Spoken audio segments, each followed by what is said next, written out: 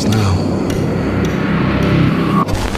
We are Squawking Dead, a podcast pulverizing episodes of the Walking Dead universe. Sometimes we give you news, sometimes we make you laugh a lot, but most times we make deep. Hadouken! Is it too late to quit? You must make deep with us. You must can't make quit. deep. No. On every account. No. It is too late. You are contractually obligated to make deep. Obligated. I quit. Glacial.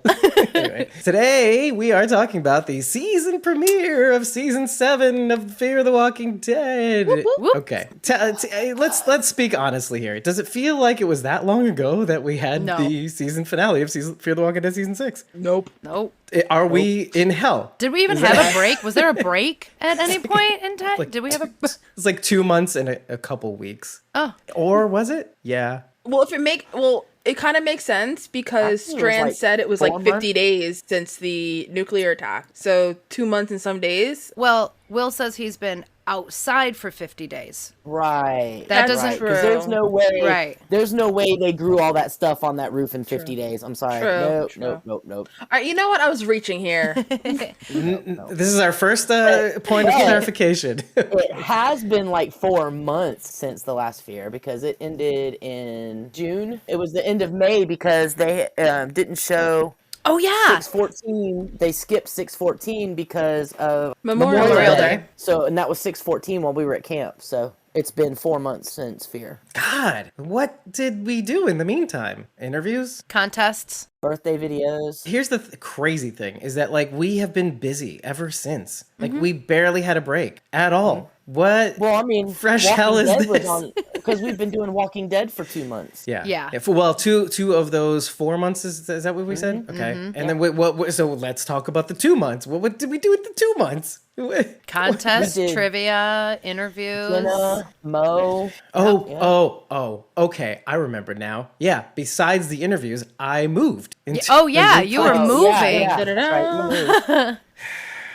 Dave needs a vacation. Stat. There are a couple things I want to cover before we continue. One, I got a very cool comment from one of our listeners for quite a while now, Lydia S. And she had told us in the, I don't know if it was Damage on the Inside video on YouTube. I actually might link to the comment itself, but she talks about our false assumption of Alicia having 2 St.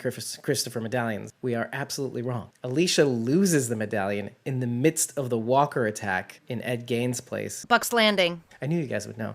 I trust you, my friends. You have to believe in your friends.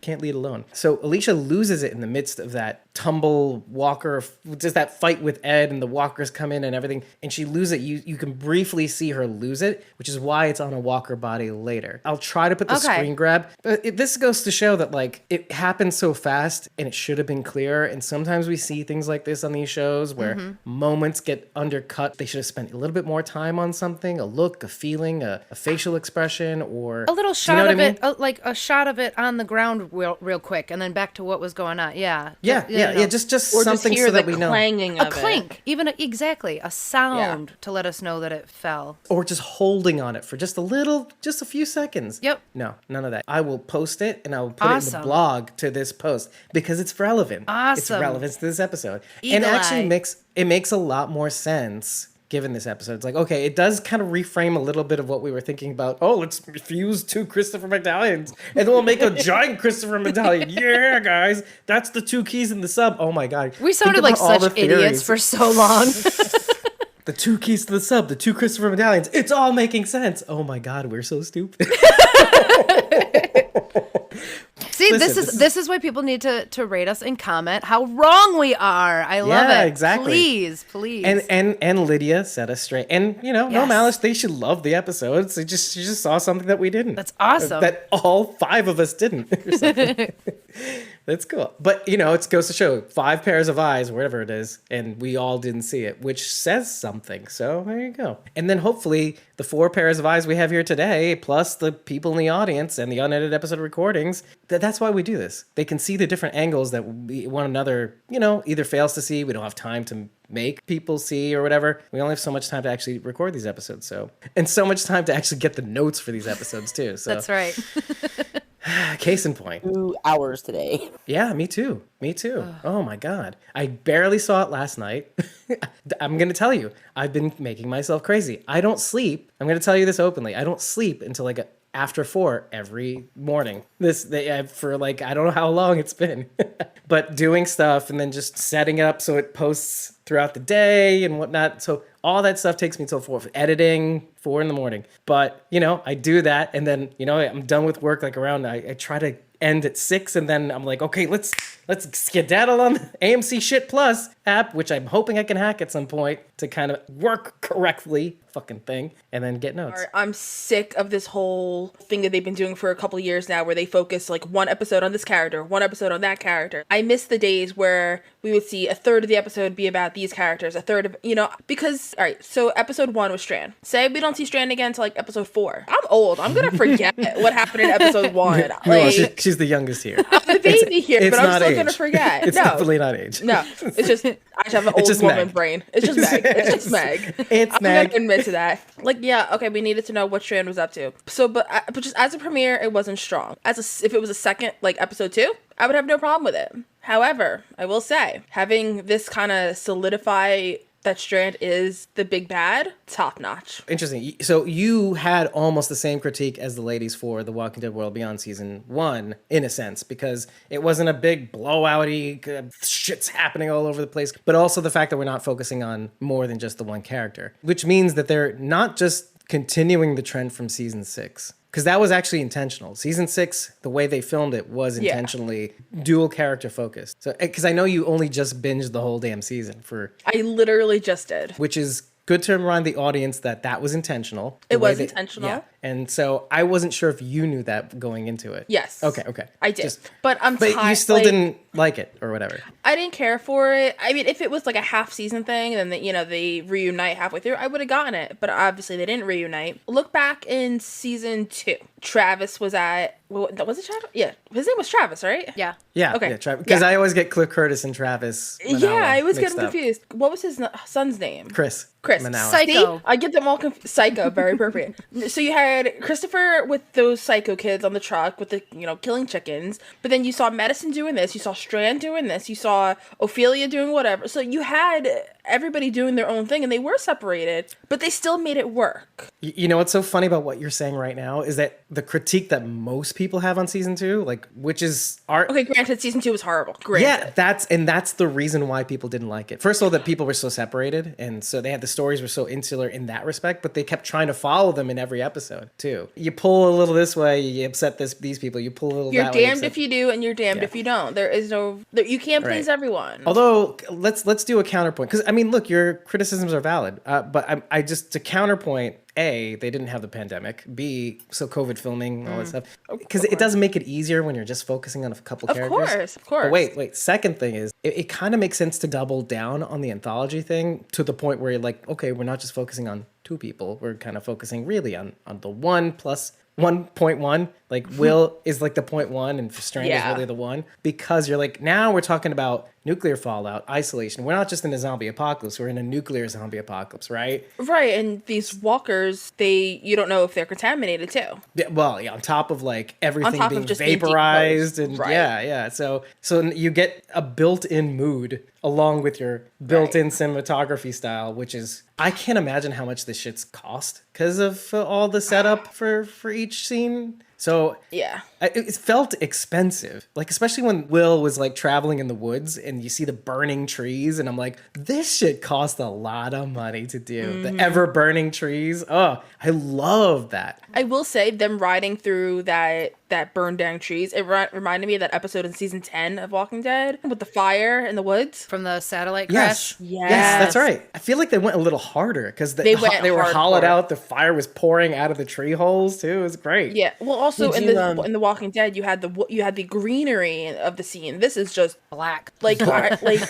about almost 20 years ago, where I live, there was a really bad fire, like a forest fire, and it actually jumped like the major highways, and they shut down traffic and everything. Still to this day, half of those trees have never grown back. So you drive past that area, it looks very similar to what we saw tonight, but just multiplied trees. No Jersey. Welcome to Jersey. Wow. Did you notice in the scene when Will was riding through the burning trees, he stopped and was looking around, and the tree that was directly to his left looked just like the beacon. It was shaped like the beacon. Even the layers of the tree look just like the beacon that they find later. Oh. I didn't notice it actually. Well, I only watched it twice. So- Let's start with the positives. The colors in this episode Yes. were amazing. Holy shit. How we'd go from green to yellow to orange to blue and then back to orange, and oh my god, it was beautiful to look at. I mean, I could watch the whole thing with no sound on and be entertained. It was beautiful. Okay, remember season 4, season 5, people criticizing the color grading. Yeah. It works totally here, right? Yes. Yeah. Like yeah. it's like they figured out the right chemistry. Yeah. For this. Okay. Yeah. Okay. Oh, yeah. Absolutely beautiful. That being said, I went into this knowing it was just going to be Strand. So I went into it kind of going, all right, don't... Clenching your butthole? Or? Yeah, I did. I was clenching my butt watching this one because I knew we weren't going to see anybody else. And yes, that irritates me. I do agree with Meg in that respect. But I told myself going into it I wasn't going to see anybody else, and so what I expected happened. So you're saying had you not known, it Yeah. would have been like what the fuck? What the fuck? What? See, I went in blind. I would have felt like I did for World Beyond 201. Kind of Oh. just sort I of see. lackluster, So you did haven't seen exactly it what you yet. said you would do. You would temper expectations. Absolutely, Yeah, absolutely. yeah, Lower them Okay. down, and then I'll be ready. Look at you. I'm impressed. How long have I been telling Strand to just play your role? Just be who you are. How long have I been saying this? Years I've been saying Strand is a bad guy. Just be a bad guy. And he is. He heard me. He's finally listening. Yes, Coleman read your tweets. Yeah. He saw your theories. Yes. And he went, guys, showrunners, we need to Yep. be evil this season. Yep. I don't Yep. want to let Rachel down. Yep. Ooh, that was good. I've been practicing to myself. We have to play it up for her. Make your voice a little deeper and you got I it. can't. It's impossible. I'm a natural tenor. How my voice can be deeper than yours? Like, what is this? Because his vocal My cords voice are could only be this deeper than long. yours. This is true. This is true. You should see me when I wake up in the morning. Hey, froggy voice. Yeah. Yeah. I have a lot more to say throughout the episode, but overall, I liked it. Yeah, there's like a 2/3 like, right? I mean, Yeah. and tempered expectations, so that's Yep. that factors in. Okay. Yep. Okay, that's good. Okay. Now let's see what Sharon D has to say. Considering that it was only Strand, I actually really liked it. Yeah, I know. I don't mind. How the am I anthology. outnumbered here?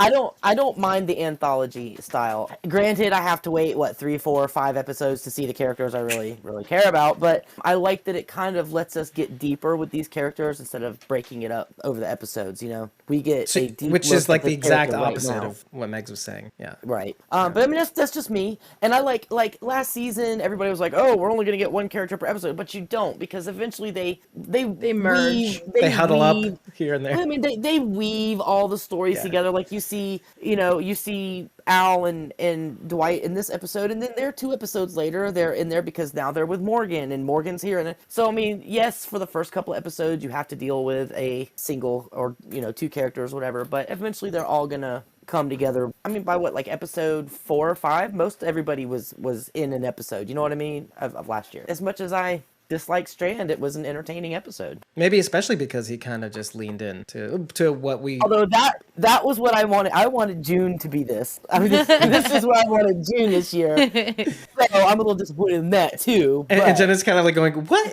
Sharon D? We've had this conversation before. Come on, it man." would be fun. It would be fun to see her just go badass. Yeah. But anyway, that's just me. Look, I just want to clarify. It was a good episode. I'm not saying it wasn't. It just wasn't worthy of being a premiere.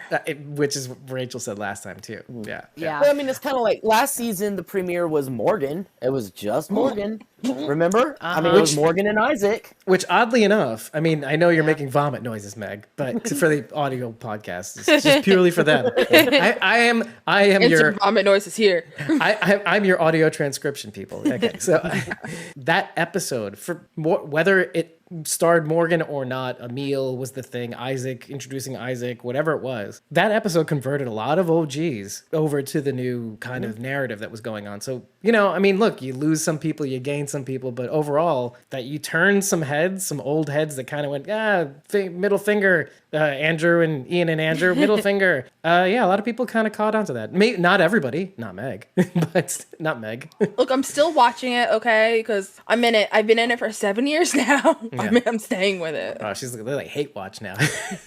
Well, no, because okay, obviously I'll never forget it's a mixed the whole relationship. Madison thing, Yeah. but I was telling the girls before we started, I had this theory, and I can't remember if it's a theory that everyone had or if it's just one that I've said or I've thought. And please tell me if I've said this or if you've heard it. I tend to remember Okay. these things. I know, that's why I'm relying on you here, David. Dave's got a good rememberer. Oh, he's got like the biggest memory span biggest memory I've ever met on someone. You have a bigger hard Anyway. drive than my computer. Dave, will you fix my That's like my the deep? that's like the biggest compliment you could have ever given him. I hope you know that. I just got a new one too. Did you put it in the hole? Someone else put it in the hole. I'm not gonna fix your Dave. computer. Dave, can you fix my computer? You don't put it in the hole. You don't. Anyway, thank you for the compliment. Yeah. What happened to it? Took a hard left turn. Yeah. Somehow. A hard drive left turn? Oh! Hey, Oh, IT glasses for everyone. I'm the only one wearing glasses, fucker. Anyway, so Meg, what do you got for us? It's the Madison theory, right? What? Let's They're taking. let her talk.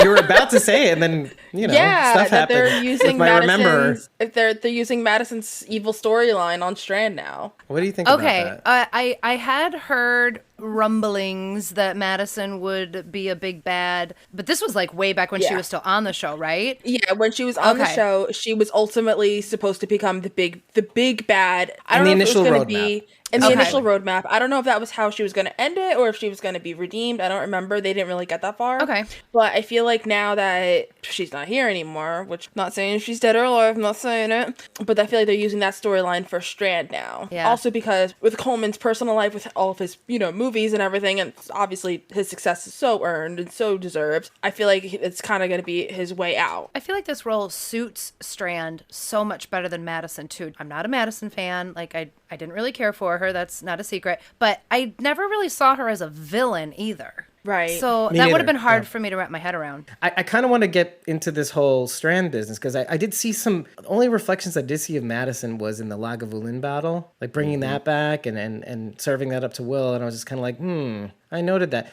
Now, here's why I have to dial it back this is how much of a remember I am. When Coleman brought it up on Talking Dead, he kind of forgets the significance of the bottle in a sense. This is during the episode where he and John Dory are trapped on the little island with the ranger station and stuff like that. Blackjack. 413. We just watched it. We did. See, you remember names, I remember concepts. So Coleman kind of forgets the significance of it because earlier on in the season, Madison is telling Strand and Naomi at the time the significance of some of their travels between the dam collapse and then, and how they went to the Lagavulin factory and that was a great day and like that whole thing. And like in that episode, and he's talking on Talking Dead, he just doesn't remember the connection. So like when I see it here in this episode, I'm thinking to myself, I'm like, oh, remember when he and Madison had a great day at the Lagavulin factory? And then and then I had a simultaneous thought like, oh, Coleman kind of forgot about that. I hope the showrunners didn't forget about that or the writers, because then you can either say the writers are in control and they know what the hell they're doing. And they're either like dropping some Madison nuggets or a simple Easter egg to kind of remind you, oh, he likes this whiskey, the Scotch whiskey. Yeah. So I was trying to give you a little hope, but also yanking it away, Meg. So He also kind of mentions Madison at the end and doesn't say her name, but mentions her in context when he talks about all the places that he's seen that have fallen short for love. And it's Madison at the stadium, Virginia at the dam, Virginia at Lawton, and Morgan at the dam. Yep, and even further back, like there's things like the dam that blew up. Oh, Teotihuacan with the autos and stuff like that. I compromise. Madison's like compromising herself on two sides to protect her kids, and it ends. And in either case, it just ends up blowing up in their face, sort of. So yeah, in every single instance. Oh, even the Abigail. If you look at the Abigail from the first few seasons, yeah, same thing. Yeah. I think he like just ends up violating his own rules just to kind of like go with the flow. About like, oh, he had all these rules about from when everybody started coming in. He's like, no, don't do this. I'm the captain of the ship. Blah blah blah. Oh yeah. And for as long as possible, everybody kind of followed his word until they didn't. And then he's just kind of like, well, I guess I can't rule by fiat. Oh, good callback, because now we're here ruling by fiat. Well, as far as my impressions go of this episode, I happen to really, okay, I feel more sure about loving this episode than I did World Beyond's season premiere of season 2. Like, yes. I liked the World Beyond season 2 premiere. I didn't love it. You know, it was like, okay, all right, I'm cool with the cold open. I'm cool with the soft sell. Okay, I see what you're doing. Second episode comes around. Oh, this makes a lot more sense now. But then you go back to Fear the Walking Dead season 7 season premiere, and I'm like, I like this. They're setting it. They're setting the mood just right. Ever burning candles called trees. You know, the lighting's just right, like Rachel was saying. You know, like, oh yeah, desperation is in the air. It's one thing for like a season premiere to kind of go in guns blazing and action's happening. It's like a heist, like kind of like The Walking Dead's been doing for the last couple seasons. You know, you start off with a heist and then kind of get things rolling. Fort Connors and then DC when Rick and crew go down and bust in that museum and they try to get shit to be. I even had an issue with the heist episodes. You had a Wait, you had an issue with the heist episodes? Okay, I love when everybody loves heist episodes. What's wrong with you? Wait, bitch, wait. I love when shit hits the fan. I love that, and I love action-packed stuff. It's just like it had to be a heist. It couldn't just be right? like an attack. Yeah, it's like a cheap. Yeah. It's a cop out. Like there's 1,001 different iterations of what you could have done. You could have had an attack on Alexandria again. You could have done anything. Like what was it? Season 6 when they were trying to use the trucks to funnel the walkers. Mm-hmm. Like you could have. That was genius, and I wish we had done something like that again. But no, it's a fucking heist. Everybody loves a heist. Yeah, I know what you're saying. In fact, the reason why I remarked in the way that I did to season 11's premiere of The Walking Dead is because it's like, okay, we're doing this again. And I didn't hate it. I'm just saying, oh, I'm noting that they're kind of doing the same thing again, only it's repetition. Differently. Yeah. Which is it's not a bad thing. It's like, okay, it's smart. If you want to do the right thing, you know, if you want to get people watching and going, okay, that's how, but see, that's the thing. That's how you do a premiere. Like you're going to try to impress the most people, you know, most of the time. And people like us that notice film craft will be like, okay, we're doing this again. That's okay. I mean, it's not bad, but it's, you know, we did this already, didn't we? But, you know, my impressions are, because I'm like a child of the Twilight Zone. I grew up on that. It blew my mind, that kind of television, taking time to absorb a fact or staying on someone's face to get a mood and not trying to hurry through a scene and like that West Wing dialogue, that Sorkin dialogue where somebody says something and somebody said something over that. So that's not natural to me. And so when you get to see this organic, and look, the lighting is nothing but organic and it's not supposed to be, but like the people, Will's desperation was great. Whoever did the directing for this episode, I'm too lazy to look it up, but the direction on this episode was really, really good. It's like they knew exactly how to get Will to tether us to his mood. He was like our avatar into this new, disgusting, weird world. Who is the director of this episode? Michael Satrazemis? Okay. Balls to the walls, Satrazemis. Oh, I thought you heard it here. I thought all the seasons were directed by females this season. That's World Beyond. That's World Beyond. Oh, yeah. Okay. That makes no. Sense. It's all directed by Isha Tyler. Just kidding. Even though I'm sure she did at least one of them. She will be showing up as a character. Yeah. Michael is also directing the mid-season finale, episode 12, and the finale. Of course. Ooh, good for him. Mikey's awesome. Mikey's the best. Mikey is awesome. He is like a success story too. To listen to his story over and over again, I can do it. I can totally do it. Just starting off as a camera operator and then moving on to directing. Well, look at the new showrunner for Tales of the Walking Dead. Channing Powell. She started out as a fan and now running the whole show. Like, wait, she started off as a fan of The Walking Dead? Mm-hmm. I thought she had some. Well, she does have producer cred. I mean, yeah. So I was reading the interview with Kristen Acuna, and she did. She did a bunch of things before that, but I see what you're saying. I totally see what you're saying. In regards to the universe, the Walking Dead universe, that's how it started. Yeah, she just kind of fell into it. Yeah, that's how I fell into my career. Okay, so I can't remember if they talked about this in prior in like season 6. Obviously, watching it on AMC Plus, you get more insights than if you were to watch it on Sundays when it actually premieres. What is the reasoning behind them saying that the sword is from the 19th century? Oh, I can't remember. The War of 1812. So is that it? I did some research on that. I knew you were gonna hook you me and me up both. with High five. We talk about the Texas Revolution. pushing against Santa Anna. As a matter of fact, Strand mentioned the twin sisters, so I was doing some research on those. They were a pair of cannon that were used in the Battle of San Jacinto and essentially won the Battle of San Jacinto, which led to the end of the War of Texas Independence, which gave Texas independence from Mexico. Mexico, yep. No. The twin Gotcha. sisters were foundried in Cincinnati, and they were given as a gift to the Texian. They were called Texian, the Texian army. Before they were sent to the Battle of San Jacinto, they were sent to Galveston Island on a boat named the Pennsylvania. Shut up. Get out. Get out of here. That's freaking Nice. awesome. Nice. What are the chances? And a woman wrote a editorial later on saying that the cannons were named after her and her twin sister. And this was like in 1890, so she was very old, and it was well after the war. And she said that they were now laying at rest in Galveston. That's where the cannons ended up, was in Galveston. I just thought of a really dirty joke. Okay. Then you might as well get it out of you now. So nowadays, some people say, "Look at those melons." Back then, look at them cannons. That's Oh my gosh. Look at them twin cannons. Holy shit. The twin sisters. What was even more interesting about that, the twin sisters themselves, is that they didn't have actual cannonballs to actually use. What they did. No, the guys had the cannonballs. Look at them twin balls that weren't there. I don't know what's wrong with me tonight. That's staying in too.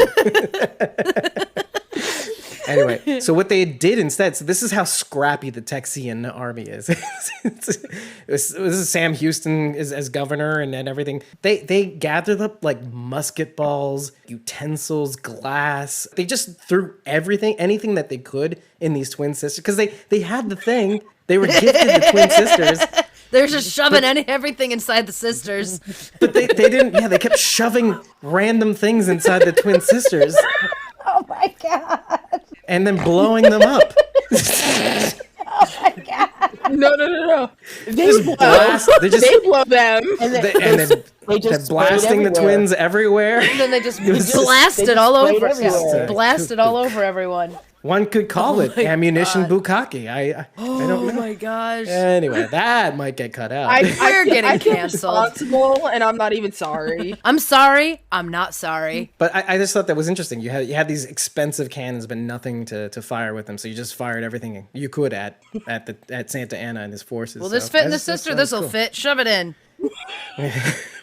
Is it small enough? What? The man that he was talking about, George Hockley, his name was actually George Washington Hockley, Oh. and he was the Secretary of War under Sam Houston. For When like Texas 3 was years. like a independent Right after they won their country independence almost. from Mexico. But if you Yeah. notice, Strand is wearing very 19th century garb. He's got the little hat and all that. And I just think that they're trying to say that he is now independent from everybody else. You know, the war of I got that independence, vibe and now too. he is very independent from Very everybody. Lone Star State, which is why they're called the Lone Star State. They were founded as to be like a supposed separate country from America. They Yeah, they were. Yeah. Right. They know that they could have let alone. But like, joining the Americas was kind of like, hey, we believe in what you believe. Okay, yeah. And now like Texas almost regards itself as more American than America. So, The United States. I'm not agreeing nor disagreeing. I like me some Texas, but still. Texas So what is were you still saying, kind Ann? of their own country. Yep. We're not going to get into that. Which is why Howard goes, huh, Democrat. Yeah. When they're talking about the senator. Hey, you know what? That might be a great point to continue on to, because Howard perplexes me. I couldn't read him even properly before the season ended, and I can damn sure not read him now. I just He gives like me such the heebie-jeebies. I don't know how to feel about him. He looks like that demon henchman in every like bad guy movie, like where he's just like switched off and just, hey, so what do you want me to do about this? Oh, Wait a minute. Okay. I just thought of something. You look like me What when I if- think of something. What if like he double crosses Strand and like he kills Strand and he winds up being the big bad? Makes sense. Like Yeah. he was the mastermind all along. He's got the attitude for it. He's got the mentality for it. To Will's point. I do think Howard is a very smart guy. And I say that because he's survived this long. He's doing something right. He was not or a whole lot of wrong. Yeah, well, sure. I mean, look at Strand. Yeah. And you know what? Actually, more to what you just said, he wasn't shook at all by what Victor said to him in 616. He lied about who he was and he got up in his face. And Howard didn't really seem bothered by any of it. So That's what I'm saying. I think there's more. I think Howard's got layers. There's more to Howard that we haven't seen yet. I think he might be pulling a Eugene right now, staying close to this enemy. yeah. And if he sees an opportunity, he may take it. I agree with. Yeah. How it can benefit him. I think Howard is the one who's actually running the place. Strand is just the guy that's telling everybody. He's the figurehead. Remember we were talking Like the Hilltop spokesperson. formula? Yeah. Yes, Yeah. Hilltop, where Yeah. Gregory, but it I'm wasn't picking really up the Gregory scraps running you're the leaving play. me. Right. So I feel like Howard is the Tara. Yeah. Wow. I could Whoever see And that. before Tara the Jesus, Yeah. and before Jesus Yeah, the thank you. Maggie. I can see that. Sorry. The second in command is really the one in charge. And it kind of shows Which in this is episode. why Strand is able to leave, Okay. and Howard is still there. Well, also think about it from a production standpoint. The director is the one behind the scenes, but the producer is the one that does all the work. I thought it was like the opposite, but I don't know. Trust me when I say it's not. He wrangles the crew, he wrangles the talent, he coordinates things, which is all stuff that Strand's doing. Oh, okay. He's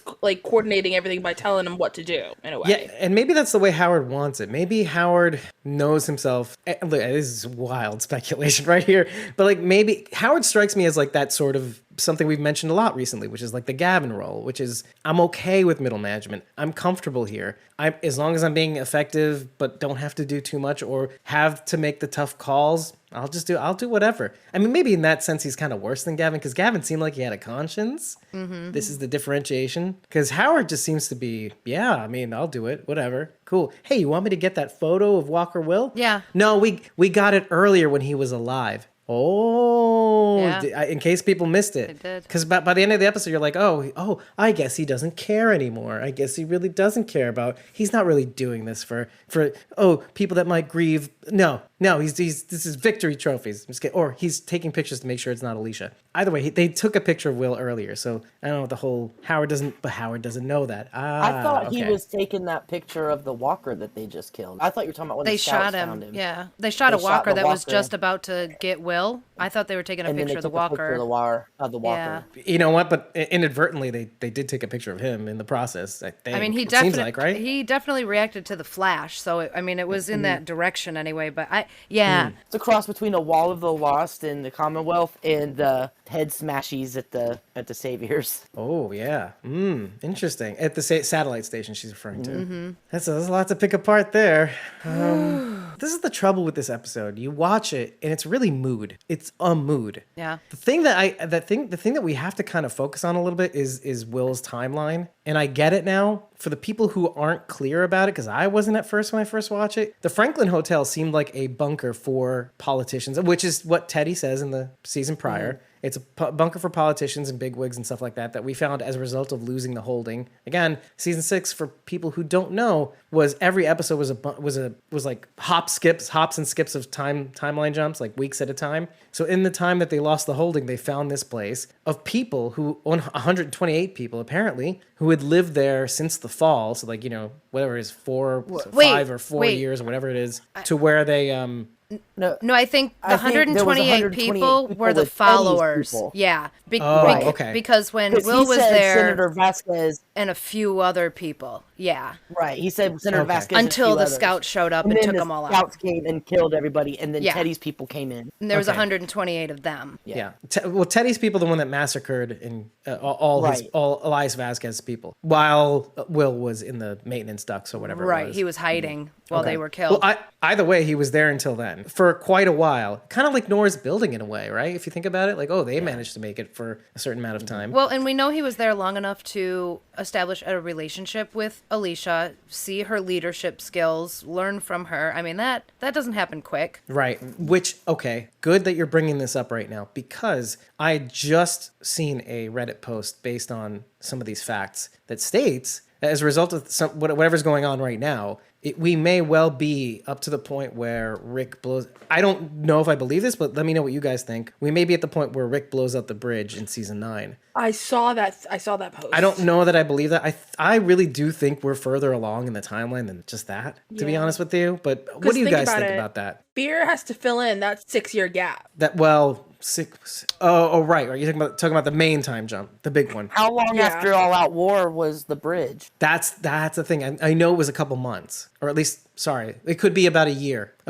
maybe plus. I think Morgan has been on Fear for way longer than a year. So It feels like 2 years since Morgan left for Texas, because of the main show time jump after he leaves, and then you go into season 9, and then some people will say, because if you go backwards and try to scale the time jumps between episodes in season 6, and then you go even further back and try to estimate the time of the fall from Samara's videotape from the Althea tapes for when the fall started up until that point, and then you could sort of extrapolate exactly when it happens. You could say 4 to 5 years and be good by the end of season 6, or so probably 4. I'll break even and say 4 years into the apocalypse when the nuke hits. Because in all that war ends 2+ years in. You have a little bitty time jump, so maybe 3 years. So where the bridge falls, or maybe even 3.5 years. I will argue that all day.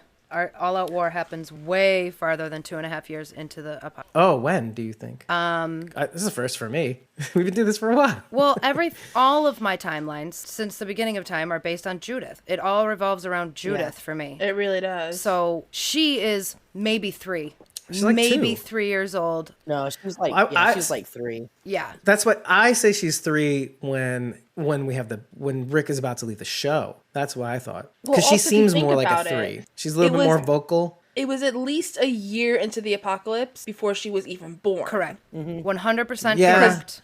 I can dig on that. It was 6 months in when the pilot started. 6 months in. Oh, what? You mean I didn't know if it wait, was wait, 6 wait. You mean months. 6 No. weeks? I thought it was You mean 3. 6 weeks? 6 weeks. Excuse She me. meant 6 Oh, weeks. 6 okay. weeks. 6 weeks. Excuse me. I know. We almost then- committed I got you, I a got Walking Dead faux pas. I got you. Thank you. I got you. In that 6 weeks, Lori and Shane started hooking up. We don't know exactly when in those 6 weeks she got pregnant, but still 9 months plus 6 weeks. That's 10.5 months. So basically, about a year into the apocalypse, she was born. Right, plus the time from the prison until they get to All Out War. Right. Because I consider All Out War itself, which most people agree with, that took like about 2 weeks, period. Oh, the yeah. All Out War was a span of 2 weeks, which is Maximum. amazing to me. Maximum. Anyway, so 2 years kind of does track, in a sense. The time it takes to get to Terminus, to get to Alexandria, to be in Alexandria for however long they were in, and then to watch it fall a couple times. And then the Saviors. And then she kissed me. All I'm basically trying to say is this. Do you think, let's just say based on all this nonsense garbledygook that we didn't really resolve, do you think that maybe we're at least at the time of the bridge or beyond? I feel like we're beyond the bridge. I think we're beyond it. We got to be 2 years past All Out War. I would have to say we're past the bridge explosion. We can't be too far gone, right?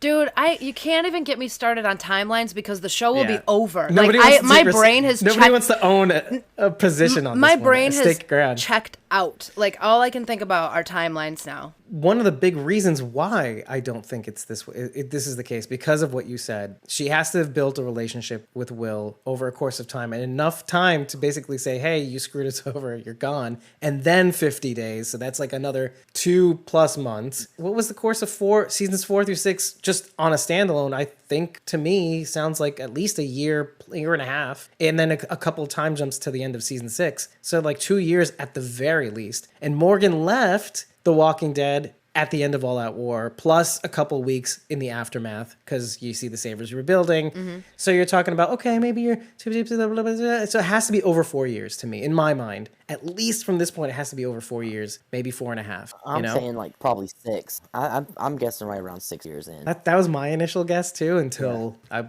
feel like I was proven wrong at least a couple times by convincing arguments. So we'll see. We'll see. We'll see. No, Will won't. No, we won't. He saw pavement. When he was trying to run away from the scouts and he tripped, that was just foreshadowing for later. Okay. Sweet. The 4th season of Fear the Walking Dead begins approximately 2 years after the end of season 3. Why would they say it like no, that? it's correct. It's correct. Season 4 of Fear the Walking Dead begins 2 years after the end of season 3. Because, in the timeline wise, because Madison had time to build the stadium. And wander the earth with Strand for a significant amount of time to go to Lagavulin factory. There is some fuckery going on here. But there's some fuckery everywhere. Yeah, that's why I say it's not even worth looking Okay, at. so but, season 4 of Fear the Walking Dead takes place around October of 2020. 2012 to November of 2012. Which is Based on this. 2 years and a 2 couple years months. into the apocalypse. Which is the season 4, the beginning of season 4? No, all of season 4. 2 months. Season 4, Fear of the Walking Dead, takes place 2 years after the apocalypse. This is actually a really good article. That doesn't make whoa. That doesn't make any sense because the end of all that war is 2 years and a couple months because of Judas being born and all that stuff. Wait. See? Oh, wait, proviso, they adjusted updating the records. Wait, They no, just I'm updated sorry. now because of what we said on the unedited episode recording.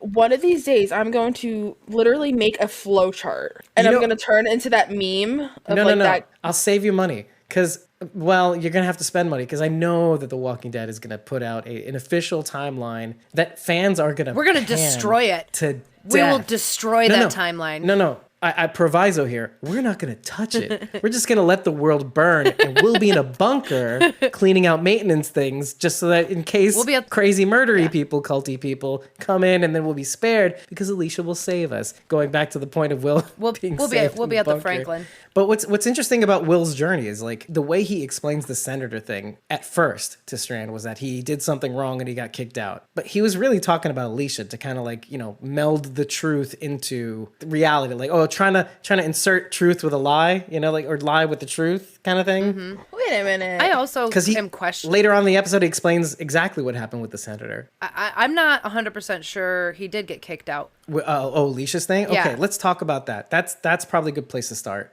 But we all agree that he kind of used his story with Alicia Yeah. to explain the senator before things, right? Absolutely. Meanwhile, because the senator was murdered by Teddy's crew. That's how you tell a great lie. You use bits of the truth. clap, clap, clap. Okay, that's good. We're settled on that. Now let's talk about the real truth, or maybe Well, what possibly might be the real truth. Just a possibility. I'm not 100% convinced that Will was kicked out of Alicia's place. First of all, I thought the story was kind of weird. He was being very evasive to the questions and like kind of weird with the answer. Vague. Yeah, Yeah. like wouldn't really give an answer, which could have its own explanation, but I like mine better. that we'll kind of never really figure out. We might not ever figure it out, but the only reason Maybe? maybe if Alicia has something to say about it, we'll see when we finally see her. But the reason I don't think he was kicked out is because she left a note behind for him. The Padre note Yeah. addressed to him. It had his name on it too. If it was just a random piece of paper, I wouldn't think anything of it. But it had his name on it. So she at some point had to think he was going to come back. Do you think he's secret? Okay, this is gonna be a tough one because I instinctually want to say no, but I feel like I have to ask the question anyway. Do you think he actually honestly knows what the reference is to? To The Padre, Padre reference? Yeah, he says he does, right? not really. said nobody says knows it's like what a it is. concept, Oh, okay. He says it's a place or a thing. Nobody really knows what it is. but it could mean something better or something. It's Yeah. a It's chance to. Something that'll some place where we can be better. Okay. He's got to know something. yeah. He's got to know something because why else would she leave a note with just that one word? She knew it would have had to mean something. Or he must know something, right? Yeah, I have a theory. He has to know something. Okay, yeah, go for it. Okay, so Well, when knew I heard something. Padre. Does it have to do with the timeline? No. God. Okay, good. Keep going. When they first said Padre, my first thought was Padre Island, which is a barrier island southwest of Galveston, about 250 miles. It's very sparsely populated. It's mostly a nature and wildlife preserve, but it was also one of the sites that was considered for nuclear testing. Yes, and it was overlooked. the South for- Padre Islands, right? It was overlooked for White Plains, New Mexico. So, what if there's a possibility that A, there's not going to be many walkers on this island. There's going to be lots of wildlife and lots of plants and vegetation, and there could possibly be labs or other kind of research buildings since it was considered for nuclear testing.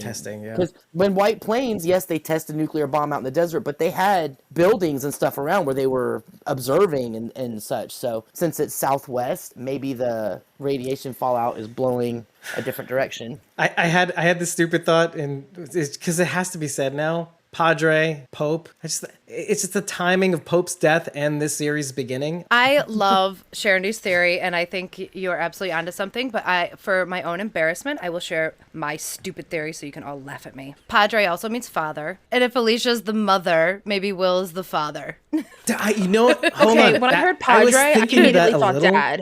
I think she's looking for Father So Gabriel. not so stupid. No, I literally no. thought father. I thought that as well. Well, not that Will is the father necessarily, but I was thinking of the whole concept of mother. Teddy, she is the mother. She right? Alicia's the mother. That brings it because then I got to thinking, what if Alicia ended up just being that role or leaning into that role also? Right? Because he doesn't really say that Teddy's crew isn't with Alicia, that she had rooted them out. You know what I mean? Like they took over and Alicia happened to be there and so did Will happen to be there. What happened to them? All the walkers that are near the lighthouse, they all kind of wore those blue uniforms still. So, Yeah. which gets me to thinking, like, okay, maybe she said, hey, you know, if you can't beat them, join them. I don't know that she had any other choice. Will even says, to the point, she could have been a cynical asshole like you. But she drank the Kool-Aid and now she's a cult leader. I don't know. What do you guys think of this? Because there's some little breadcrumbs here. And if she's making paintings like Derek and showing us trees in the middle of this clean conference room, kind of like in The Holding, what is going on here? said Can I it's just say, I breaking love your how fucking mind, isn't it? How they she remade put that that entire tree set. Yeah, I was thinking the same thing. I'm not convinced Alicia put the tree there. And we know she did the Who said she painting, put the tree there? but I'm not sure about I the don't, tree. I don't I'm know. not sure about He's- the painting either. Well, we know she's a painter, and that's a painting of her. Which is to say, you're not taking Will at his word that this is Alicia's work, I think it's. because he says that. I think she could have done the mural, but not the tree. I'm not Oh, so yeah. sure about the Okay, tree. I didn't hear that part of the mural, but I think they could have brought the tree in when they were setting up, because obviously they Teddy set that would have place done up that. just like the Holding. Yeah. When they shoved Alicia in the bunker, we thought she was just in like a room, right? But obviously she was in this Turn the whole corner. entire Yeah. bunker, right? 'Cause we were like, oh, how's she gonna survive in that room? Well, apparently she got locked in with all the other people. Yeah. And they had already Right. set everything up. So I think the tree was there from Teddy's people. I don't think Alicia Yeah. did that. You notice there was no walker on it, so maybe Alicia came in and said, "Oh, Who- fuck this shit." oh, and wait, got rid of the wasn't- fucking walker. wasn't there, Of though? course there's no walker. What- Wait, let me fuck with your head some more. Of course there's no walker on it because that was the end. That- she's the beginning. That looked like a walker on the other side of the mural. Yeah. She was following a walker. Yeah. I meant on the tree. Oh, on the I mean, tree. oh, no, no, Oh, there I'm was no sorry. walker on the Oh, tree. okay, Oh. okay. I'm sorry. Right, but going back to what I was saying, yeah, of course there's no. She is the beginning, not the end. Of course. Yeah, yeah. Guys, she's the mother. I'm not. Yeah. I'm being a. the tree- Obviously, I'm being a The contrarian. tree was dead, and the tree was dead. Is the because- tree dead? I think so, or maybe dormant. Or but like- or in the process of- holding, it was in the Holding. There was vines, and it was Yeah. alive. And this one is dead. So maybe to and contrast. brown. Yeah, I don't know. Yeah. Or maybe from old life springs new life, right? Exactly. And of course, you're not going to have a walker in what is supposed to be representing life, I suppose. But I say that because, like, in all those years, of course, they must have cleaned wait, that up. wait, because Okay, before okay. Alicia burned the Holding down, that was where she was gonna go, and they had the fucking tree with the walker on it there. Wait, where was she going to go? The Holding. Before she burned the Holding down, that was where they were gonna be. That was where they were gonna keep Alicia. Okay. But they only moved to Franklin Hotel because she burned the Holding down. Yeah, but Alicia was Alicia was supposedly, according to Will, a leader at that point after a huge span of time. So she must have taken it down at some point. This is why I asked the question: has she drunk the Kool-Aid? You know what I mean? Like she would have cleaned that up in all that time, right? No, I think she's doing what she said she was going to. She's not going to do what Teddy wanted. She's going to build the world how she wanted, or I mean, which essentially is what Teddy wanted anyway. Whatever she But said, does that he's going to say that's what I wanted.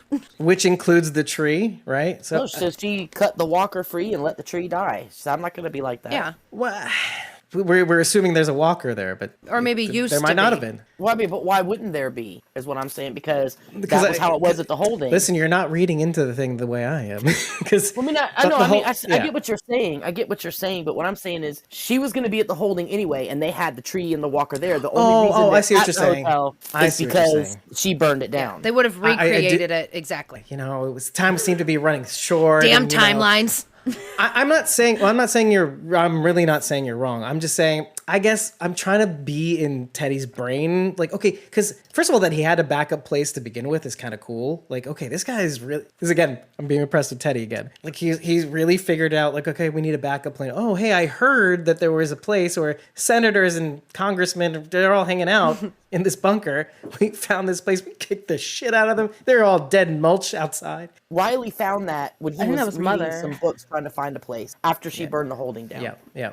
And again, time jump. That's and so they were in the school in the meantime and blah, blah, blah. You know, the whole thing. But yeah, but even then, it seems like they only just got everything together and they were just about to move everybody in. And so maybe they didn't have enough time to get a walker that would just, get stabilized. It doesn't really matter in the end. It was the tree itself was still there. Why didn't they do something with it? Reuse it for mulch or whatever? No, it seemed to stay there. And it almost seemed like it was the centerpiece of the room. But why? Why is it still there? That's all I've been thinking about. I bring this up because you don't really know. You're assuming because it's Alicia, right? It's Alicia. It's our girl. Well, But then I mean- a nuclear bomb Why went didn't off. she paint it?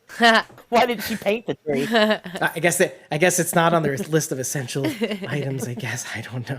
things like that. No one's gone until they're gone. Actually, then that would fall in line with her character, and yet she didn't paint the tree. So that's my point. It's like you're in this space where you're like, is she the mother? Is she not? I say this because we want to say that it's our Alicia, but now I'm thinking if Strand is going full reversion, is Alicia going full reversion, or is she going through the looking glass? It looks like she's going after the walker in the mural. And the mural itself, I think Charity would appreciate it. The background of the mural looks like an infinity symbol. Alicia's on the left, and then the walker's on the right. And now there's a I thought it screenshot, looked like obviously. a hurricane. I got season 4 hurricane key art. Yeah. But still, and that would be fitting too, if you think about the way Alicia paints too. Like you paint what you know, right? It's another Walker-nado.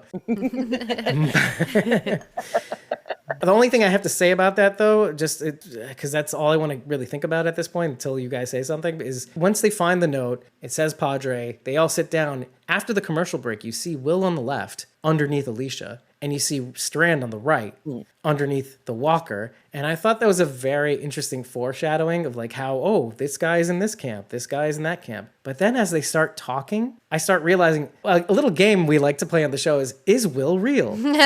Because you start to see that Will is literally saying the thing that Victor is thinking or experiencing or feeling. The only difference is that he comes to a different conclusion, but at the same time, he's saying the things that I feel like like, hey, Will, stop reading my lines, Coleman says, or the actor, whatever, you know what I'm trying to say. Yeah. It's like, stop reading my lines. Is Will real, right? But he is real and whatever. I know that, but this is an exercise. Will is will, as in willpower, or will, the force of will. Strand, history goes to the victors. Oh, okay.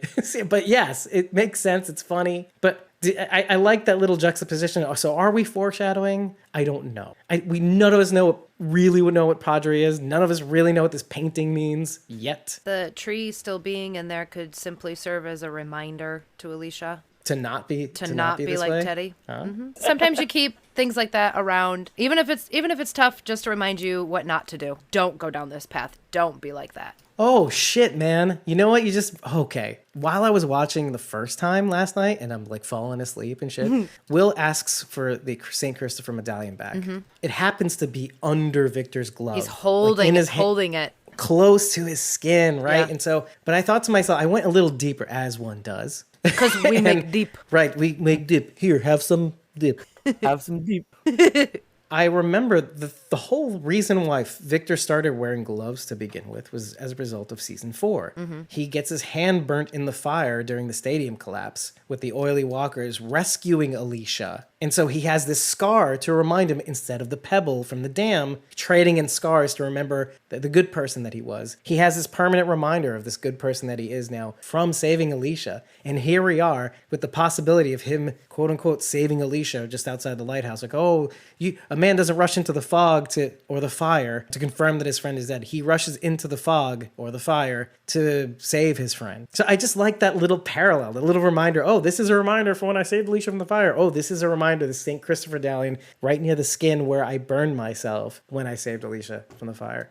I like that. There's like layers and layers of poetry that, ooh, delicious. I did want to ask one question as a result of this though, because Will says out loud, that's like the second time he tried to kill me. And then he proceeds to try to kill him a third time. And we know the instances that he's speaking of. Okay, throwing him out into the cold after not really being satisfactory questions, almost killing him where Will used to sleep in that truck with the lined sheets and stuff like that, and after being shot. And then again, here in the stupid lighthouse, almost getting killed a third time for trusting Victor for a second. And then I wonder, like, why doesn't Will kill Victor? Why just, because after the world being the way it is, and maybe it isn't on the level of The Walking Dead season 11 where we have Ferals and Daryls and Reapers, oh my, but shouldn't we already sort of be getting there? Or do you know what I mean? Like, shouldn't we be there already? Isn't Will like hip to that? I asked this because I want to just push back and see what you guys think, because I have an idea, but why does Will give Victor so many chances after even saying himself a second ago, oh, after seeing you today, I don't think she would recognize the man you are, and this is definitely not going to get me in with her.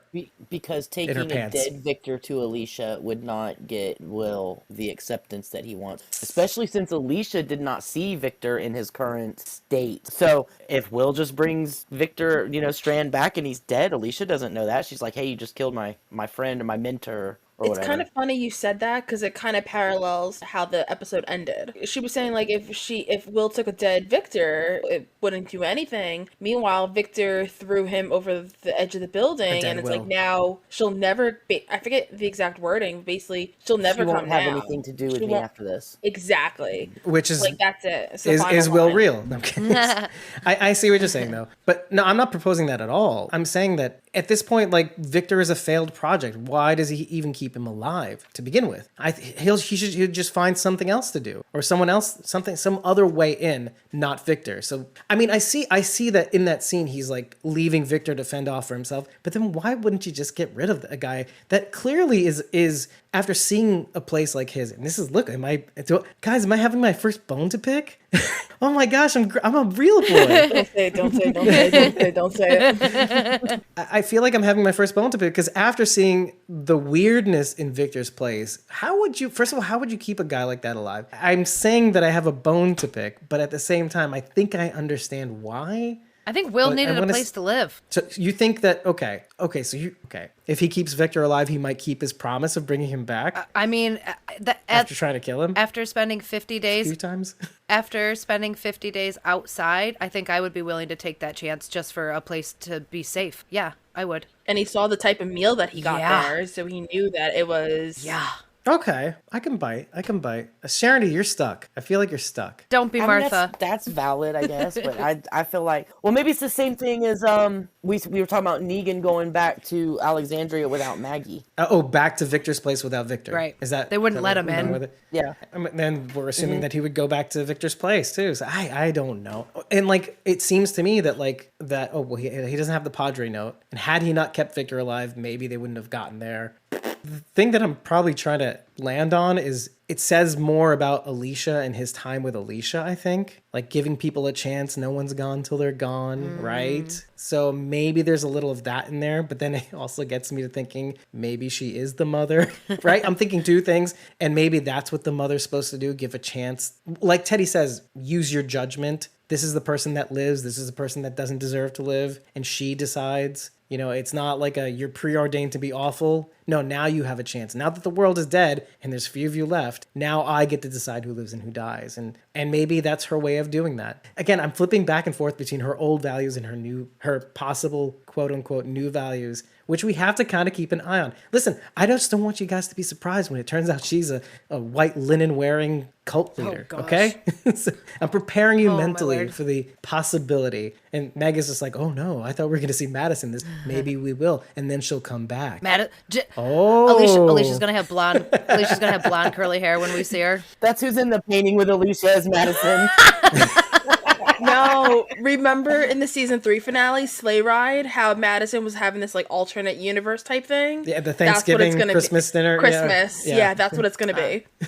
So, okay, let's pretend for a minute that Will was kicked out for not doing the thing that Alicia asked him to do that would protect everyone except for her. Whatever the thing is that he wouldn't do, could that maybe be why everyone had to leave and why they're now seeing Walker Bunker people? Because he didn't do the thing that Alicia asked him to do. What do you guys think first? Because I just don't feel like, because the only reason why I say this is because he sees this and he's shocked. Like, that's impossible.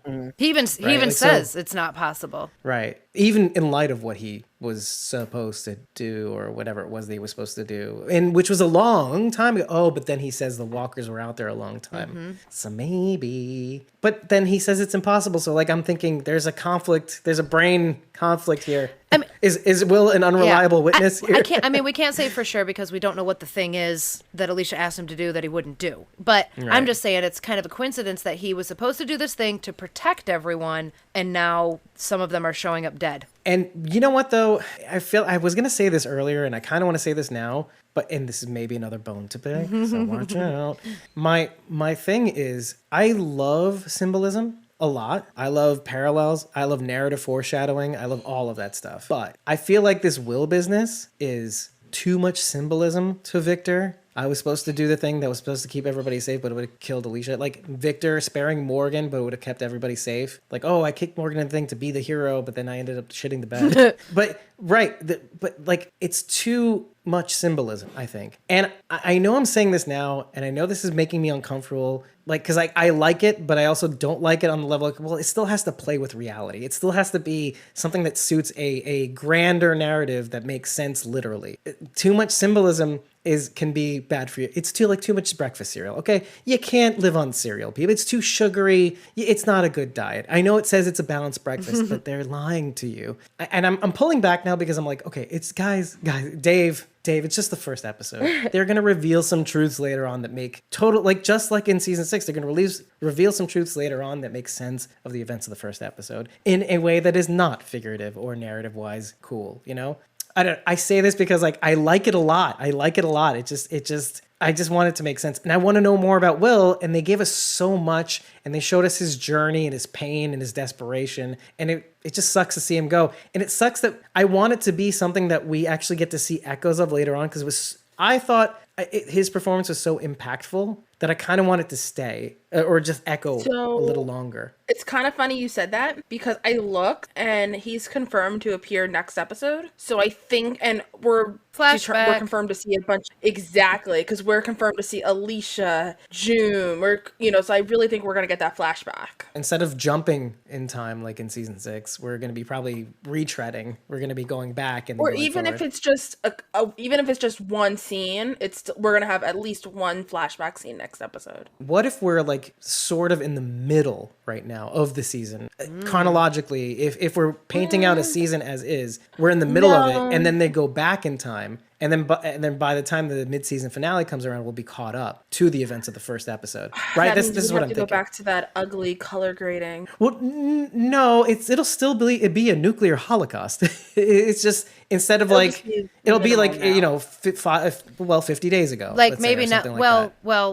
More than 50 days. Maybe next episode we'll go back to when the bombs fall. Yeah. I was just throwing out a round number because that's the number that they said on the show. And sometimes you know how it is with shows. When they drop a number, it's not insignificant, right? Or they dropped a fact. He purposely made sure to say 50, so yeah, I don't know. yeah, exactly. So I'm not saying that's not insignificant, but like the idea holds true. It's like, okay, maybe we're in the middle now. We're just seeing Victor break pretty bad, which does actually. I theorized that in season 6. I was like, oh, we're gonna, because it was the end is the beginning, and I was like, oh, we're gonna start here, and this is the end, and they're gonna go back and show us the beginning. I was right. Let us talk a little bit about Victor and his Breaking Bad moments, because you guys were very, very well. Like Rachel said in the beginning, Rachel was happy to see Victor finally lean into this bad guy role. I want to go to Meg next, because she was an OG. You are an OG preferred fear watcher. So how does it make you feel to see Strand go this bad? There were droplets of it even back in his first episode, like when we first met him and Nick. Acceptable droplets.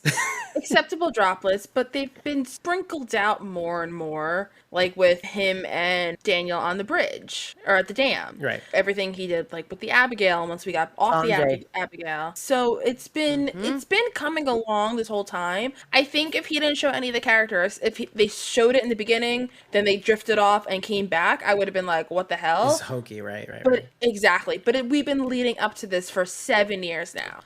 So, like, somebody like Shrandy, for example, who kind of came in late to the game, you're catching up, you're going to feel different about it than how, like, I do and how others do. So I'm actually really curious to hear your take on it. I met Strand in season 4, and he was all about trying to be the good guy.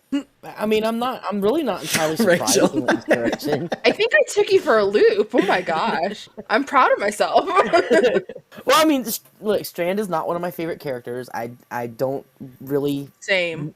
know a lot about, you know, I mean, I just don't, he's not somebody I think a lot about because he's just not one of my favorites, you know. But I mean, I wasn't surprised to see him go totally bad, especially after the end of last season. I'm okay with a character going bad if it's organic, and I feel like after losing John, June could have gone in that direction very easily. Yeah. Also, Just like any one of us. this theory was well before she went back to forgiving Dakota and all that bullshit. But And Morgan won. that would have been too obvious if she took that route. It would have been way But too would it- obvious. Yeah, it's I guess not in a obvious way. with Strand. Well, It's no, obvious okay. with Strand Well, too. the reason I say it with June, the only reason I say it is because it's the scorned widow. How many times have we seen that? Oh, yeah, okay. No, I'm not talking about in the Walking Dead universe. But I'm talking you're about- saying tropey. Yeah, in a tropey sense. Right. Sure. Right. Sure. So I'm actually really Hell hath glad no they fury. didn't. Hell hath no fury, like a woman scorned. I'm so glad they didn't take that route. But I'm glad that they, how can I put this, dip their toe into it, so to say. Yeah, Well, I they showed totally her agree go with that. dark a little bit. They Yeah. did. So Yeah. there's a possibility of it happening down the line, but not like Strand, where each season it got worse and worse and worse. That's kind of where I want to go next, because for my part, and this is the interesting thing about where I'm at, because as some of you may or may not know, I like Strand. I really do see the pain, and you get to see a little bit of it in his eyes when Will mentions that he was supposed to do something that would have saved everybody, but then it would have hurt Alicia, and then you feel the ha ha ha Strand voice go kind of like, I know what you mean. And then it slowly starts to relax, and you feel like, oh, I know that Victor. I know that Victor, that's the Victor that was trying to do good. And he sees that by the end of this episode when they're sitting right in front of that mural. He goes, we'll find her together. And then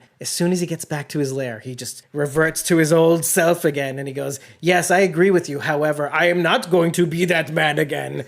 Because as we were saying, talk about parallels again, in the last episode, we spoke a lot about love in the apocalypse. And you guys aren't wrong. You guys aren't wrong at all. That episode has not been released yet. It will be tomorrow. But it's episode 155. It's our TWD season A finale.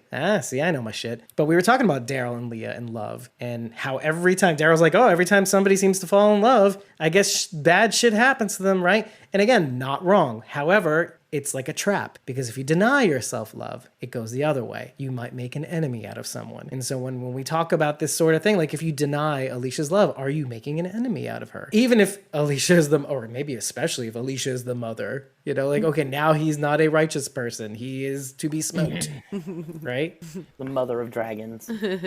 mother of culties. This is the thing. I liked Strand. I liked his trajectory. I liked that he was moving in a direction that was... I mean, look, even last year, he sent Alicia away because he wanted to do good. He wanted to protect her. But then he made it about him come time because... It's always It about was him. always about him. Don't sugarcoat it. He wanted always. her gone so he could be stranding. calling his guys with guns Rangers. It's all this mangled nonsense now. Even in season 1, it was always about him. He's like the Mad used Hatter the group right to get now. him out. He is the perfect antagonist. Well, He's the perfect antagonist. What you were saying, and would you say that he's a more suitable antagonist than Madison would? Because Absolutely. he just makes a lot more sense than Madison in some senses. Absolutely. So- but from the moment we met him, he's used people to his own advantage.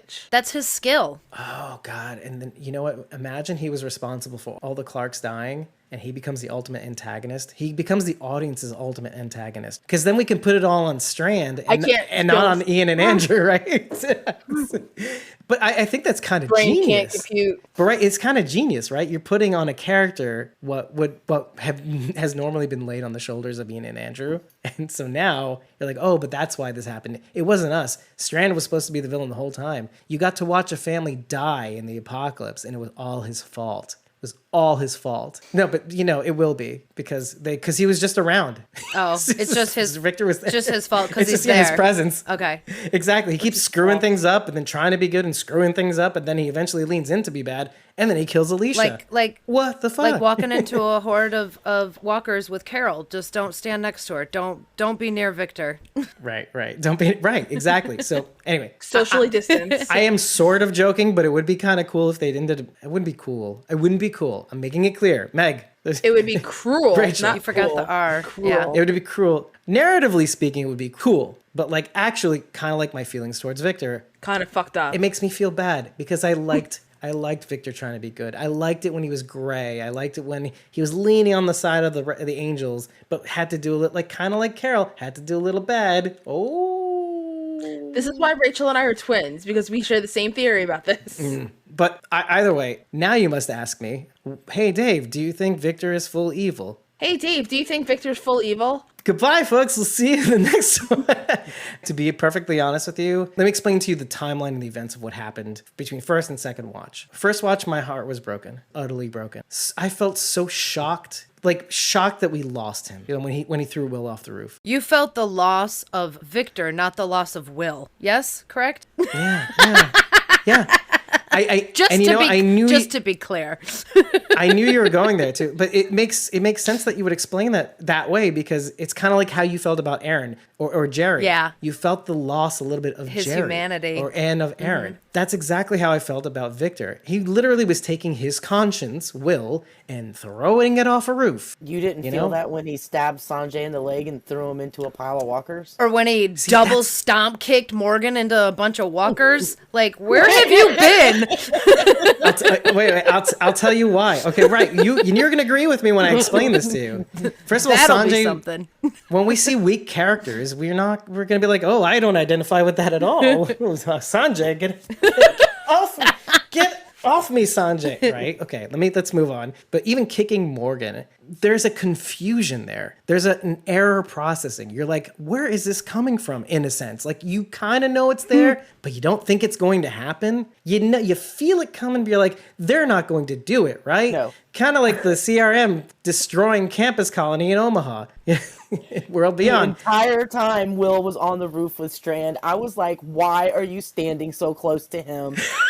Get away from the freaking edge He of that legit roof. The yeeted him entire off. time, I was like, why are you so... Like, no, that did not surprise me. Sanjay surprised me a whole hell of a lot more than him throwing Will off the roof. Yes. Okay. Well, see, now, this is why I'm talking about this, because there are a bunch of people like me. There's going to be a bunch of people like you, and we need to get the whole mood on the show because... Excuse me, sir. There's only one of me. Well, I was pointing to all. That's why I did the hand motion thing for the podcast. Oh, I just wanted to fuck with you. Podcast audience. I did this. I'm not describing it, but it's something with my hands to describe all of you. I just wanted to fuck with you. Yeah, I know. Well, that's what we do. We make deep. we make fuckery. Oh God. I felt it, but then on the second watch, part of me was kind of like, okay, you're gonna hate me for saying this. I think so. I'm not sure, but how are they gonna roll this back? Because could Alicia forgive him? No, I don't Nope. think that's the point of this season. I think Strand's going bye-bye. Okay. He'll Right. get yeeted off a roof. What did you say? Eaten off a roof? Yeeted. Oh, Like, yeeted. What did you say, young whippersnapper? Okay, Grandpa. What is a yeet? There's a yeet. What is a yeet? See, this is why you need Where are me my- here because where are I my teach teeth? young. Oh God. I'm quitting. They're going to put him on a boat and shove him out to sea, and that'll be the end of it. The only time I felt Guys. bad for Strand is when he was trying to be good, and I kept saying, "Just stop it. You're not. Just you're stop. not You're good. embarrassing Just stop. yourself." I'm so embarrassed for you right now. I'm so embarrassed of you right now. just Strandish. embarrassed. Just right stop now. being good. You're not good. You're bad. Just be. Oh my bad. God. It's so bad. I just want to point out how much of Virginia's Democrat. style. Sorry. Sorry, go ahead. It's just- I just want to point out how much of Virginia's style he has picked up. Mm-hmm. Only people who were useful. Calling them rangers, dressing in period garb, because Virginia was dressing in the Old West type stuff, and Strand is wearing the Old the War pioneers, right? Yeah. stuff. Yeah, he's very Unlike himself, very you could much, say. very much taking some of Virginia's ruling style. But you're saying it in black. Okay, thank you for saying that, because you are saying what I am thinking. There's several things that make me hold a candle still on second watch. And that was one of them, because Victor Strand in the beginning of the show. Now you guys are gonna walk with me. I'm gonna drag you kicking and screaming to the beginning of the show. What the hell was Victor wearing at the beginning of the show? Tell me. Tuxedo, the highest line of clothing, button-down shirts, fancy glasses, the Abigail, the whole nine, motherfucking dressed to the nine. Yeah, right. Now where are we at? How alien is this Strand to the original Strand? And even the middle Strand. He's still okay, pretty middle Strand, stylish. I mean, not gonna lie.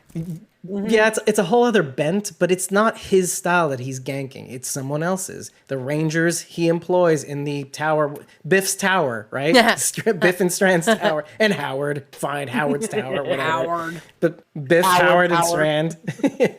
So it's not him. He's borrowing this mishmash of weird things he's picked up over the years, mostly recent history. And that's why I'm thinking like to myself, I know it's confusing. And I just feel like he's not himself. Maybe it's the self he wanted to be, but he's doing it in this weird, inauthentically Strand way. I don't feel confused Right? at all. I think it all makes perfect sense. I know, right? I'm not familiar with I Insensation. know, right? I know exactly where Strand stands. And aren't we all sort of an accumulation of our experiences, the people that come into our life? We pick things up from people. We carry on the things that we like, and we discard the things we don't like. And so he's taking the things that he liked from Virginia in her style and leaving behind what he didn't. The love. And maybe even Take taking what you need, leave what There you you don't. go. There you go. Snippety snap. So I guess he did take All some back. lessons from. Yep. And then maybe even That's what he got from Morgan. and maybe to that effect, like, okay, even the style that he's ganking now is a bit of Howard, because Howard is the one that inspires it. You know, between all the historical garb, Yeah. the accoutrement, I mean, that sword that he's using is obviously it's a replica, it's a show, people, it's a TV show, but it's based off of a real artifact that is in a real museum right now. Actually, Awesome. which is kind of cool. Which is kind of That cool. is awesome. In the Bullock Museum, that's really that's not really. wonder- George Washington sword. No, it's Hockley. George Oh, Hockley. George Washington Hockley. I wonder how sharp it still is. Not very, Yeah. but hey, he's using it. Well, you know what? I'll say this much. You're gonna laugh at this one. It's definitely sharper than the Triceratops horn. Yeah. Yeah. World Beyond reference. You should. Oh Oh my listen, I know God. we're saying a lot of things that make you not want to watch World Beyond, but you should watch World You Beyond. should, And yeah. you should So listen to good. this Yeah. podcast while you do. So good. Just Yeah. grit You your should. teeth and get through the irritating bits, but stick with it. If you listen to us through your watch, Yeah. you will have a greater appreciation for the show. Like Yeah. we eventually did after every single episode until the end so far. So Until okay, the season premiere. I'm glad you're straightening it out. But this also, even though he kind of takes the bits and pieces from people over the years, I feel like we are still in a space where Victor is kind of sort of still going backwards. Why do I say that? I feel like he's still not the Walking Dead, the idealized version of himself. And maybe that, oh look, and I'll fully concede that could mean he becomes even more evil, right? Oh, let's just say. I'm not counting out the fact that he could even be the other way, or the way I don't even want him to. And to Sharondy's point, like, is that what I would have wanted for June? No! Kind of like now what I'm seeing with Victor. No! But narratively, delicious. Fun. Yeah. I'm agreeing with you. Like in the other side of that mirror. Like and now it's Victor, and we're seeing it. And look, guys, don't be surprised if they try to roll this back, because That's what a season premiere is. You have this misery buildup of this is what the world was like. Oh, I'm about to cry. Walker's about to kill me. And then all of a sudden, Victor's Rangers come up and save Will. By the end of the episode, you have this shock. Well, not as much a shocker for you guys, but it is a shocking death. Push for Strand especially. I noted to myself while he was fighting all those walkers, I'm like, I have never seen Strand kill that many walkers / people ever. In one episode, he killed just as many in 6 seasons that he has in this one episode. It's really crazy. He's like wielding a sword and then a hatchet and a sword and hatchet, and then he kills a walker behind him with the sword, and then the hatchet goes flying. Have you ever seen him kill things like this? No. It's impressive in a way. And maybe he is getting closer to the man he was meant to be in the apocalypse, but I just don't know that he's done yet. That's the thing. And again, first episode, we don't know where this is going to go. We are shocked into place that he is a bad motherfucker. But then what is the show going to do to say, oh, you think that's bad? First of all. Yeah. There could be something else down the road, and that person may even be Alicia. We don't want to say that, but it could be. You transfer that Madison narrative to Alicia, and you got something interesting. So now we have 2 bad guys? Yeah, everybody on the show is bad, and then our other good guys are going. Everybody else, everybody's like, "What? I don't." And then Morgan comes in. I'm bad too. I'm bad too. Momo. Yeah, baby Momo comes out with a knife. Chucky? Yeah.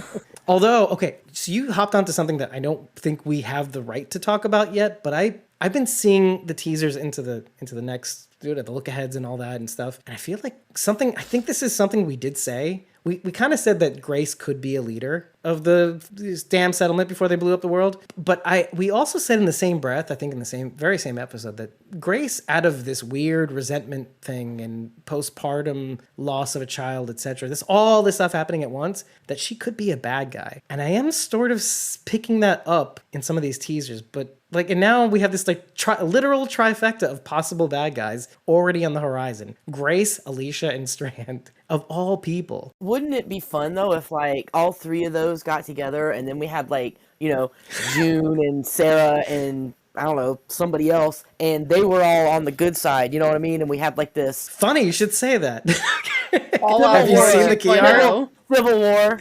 Have you seen the key art? It's ridiculous. They are literally on different sides facing one another, and you don't know who's facing off against whom. I literally put it on because I'm trying to make the the graphics for the podcast. And I'm putting them side by side, and on the left side and the right side with Morgan and Victor in the middle facing off against one another. And I'm just going what is happening here? What chaos is being wrought here? So I don't know what's going to happen next. I really don't. I'm keeping my mind open. I think that'll be fun. I mean, I like it when shows do unexpected things. That's why I liked Game of Thrones, because they did shit you did not expect anybody would ever do. That's exactly what I'm kind of saying. I really. like unexpected as long as it makes sense. Don't pull something in out of left field and expect me to believe it. This episode made sense. Oh yeah. This is the first time Strand has made sense to me in 7 years. Well, that's a bit of a stretch. He's finally I disagree. Strand is finally becoming who he was meant to be. I agree. The problem with this show is that we like to talk about high-minded concepts and try to do predictions and say, wouldn't it be interesting if, and oh, maybe this is that. And then sometimes we're right about those things and it's just whoa, Ezekiel is the Dwight role or something like that. But then you want to pick on little things okay, remember the green color in the in season 6, what that meant. Oh, poison running through Willotten. And you see that in this episode in the poison woods with the trees burning and stuff. And the blue from the bunker, the bluish green. And you get and when you're in the bunker, then this is what really drives me crazy, is because this was here from a long time, 50 days or whatever, however long it was that between the time that he was booted out of Alicia's community and then now, you still see remnants of those box plants, and you're like, oh my god, this is Tony's bunk, this is the Holding all over again. So what is going on? Is Alicia running this thing like the Holding? What is going on? I'm so scared. So all this shit, all these little narrative hints and colors and these allusions to different things that we observed in the season just prior makes me think what is gonna happen? I don't know what's going to happen, but I don't like it. I don't like these little hints that they're dropping. Wasn't Strand's title card green? Yes, the little hints of blue and the edges kind of like burning off as they zoomed Very out. neon. It's good to bring this up again. Okay, so even taking a little further step back, It's maybe bright. It was bright because of the beacon shining out. Yeah, the beacon yeah. was shining out, making everything bright. brighter and like that kind of bluish. But then it was green in the end. Meg, I don't think we ever asked Meg this. Did you prefer the earlier intro music in title sequence? Compared to like season like 6 or Yeah. Let's just say. I actually really love the music for seasons 5 and 6. This one, I don't know how I feel Well, about compared to it. even the OG season, that's You kind of know, what I it's was been saying. so long since I've watched the beginning season, like the openings from the original seasons, and I can't remember them.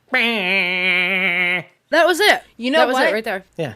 Talk about something else. I'm YouTubing it. Get back to me. Okay, this is what Meg YouTubed. There it is. That's the intro. There you go. I never liked it. I don't know how to feel. Right? See, I never liked the old intro. I like this. Okay, now I'm watching season 4. After the ad. See, I have to do it for the podcast audience, right? That's my excuse. Okay, season 4 I loved.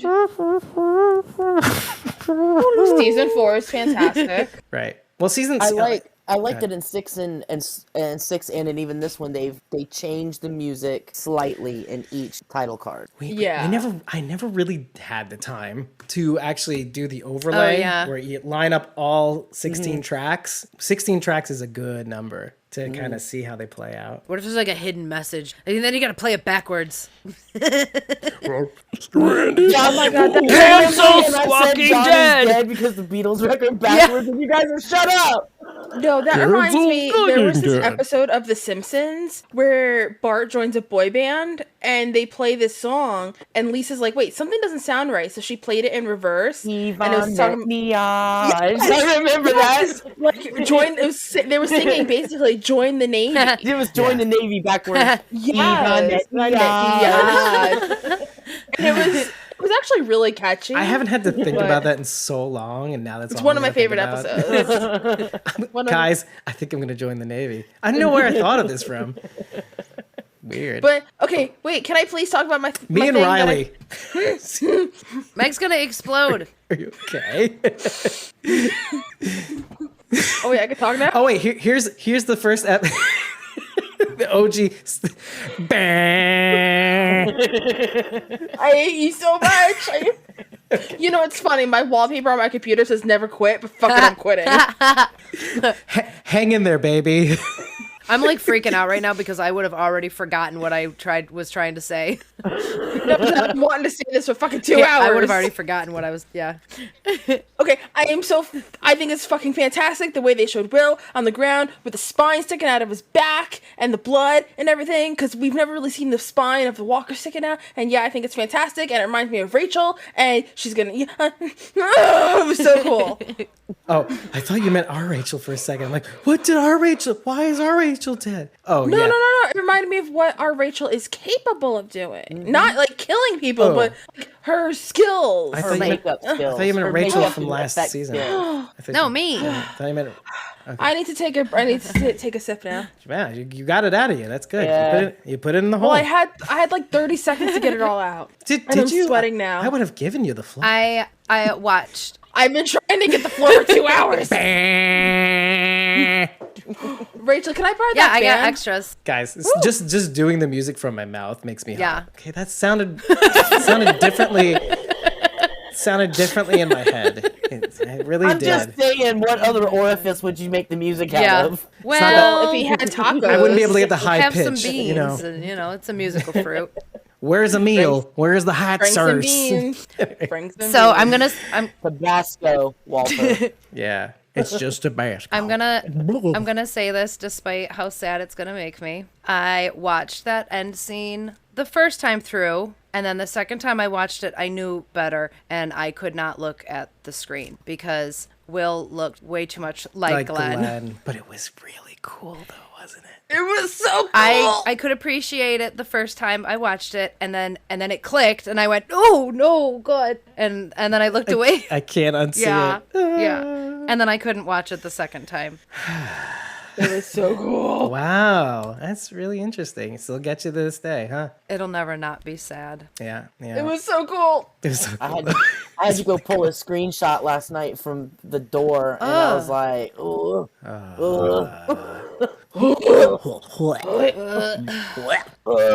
And if you see the Sorry, if you see the podcast parallel, if you see the parallel I posted earlier, you'll see why I was like, "Ooh." I did, and I'm just like sometimes I just wonder why bother? Just it's better. Why share this pain with us? Oh, it's Misery- If I'm gonna suffer, Never mind. y'all are gonna suffer. Misery Too. Misery loves loves company. company. Sons of bitches. Well, call back to season 5, nuclear reactor. Not my first rodeo. One little thing I noticed is Strand is living up high while Alicia is living underground. Heaven and hell. Read what you want into it. It's just something I noticed. Oh, is there a Hwacha on, on Victor's tower? There should be. Oh, if Victor had a Huacha, oh, he would. That would be and great. those wouldn't it? nuclear What if it was shadows- in the background and we didn't It see would it? be great. I enjoyed Strand's use of the walkers to drag. Yes. Yeah, we don't have horsepower anymore. We got walker power. That's how power measurements. That's how you have to measure power from now on. So it's the Energizer Yeah. walkers. They Right. just keep going and going Right. and going. Pretty much. It's for walker power, right? Can I? Notice that he keeps calling them walkers too. I just have to kind of marvel on that he's just consistent with that. Walkers. Anyway, whatever. The bad guys are stalkers, so we got walker Yeah. stalkers. I'm sorry that made Walker me laugh so stalkers. hard. They're walker stalkers. Well, exactly. Just a really small bone. So Strand and Will are in the van, and Strand's like, I'm gonna get out of here and go find Alicia by myself. And he gets out, and his horse is right there, not being attacked by walkers or anything. Okay, I was thinking the same thing. Oh God, hopefully it ran off. No, he got on it. He got on it and rode away. okay. But it was just standing there.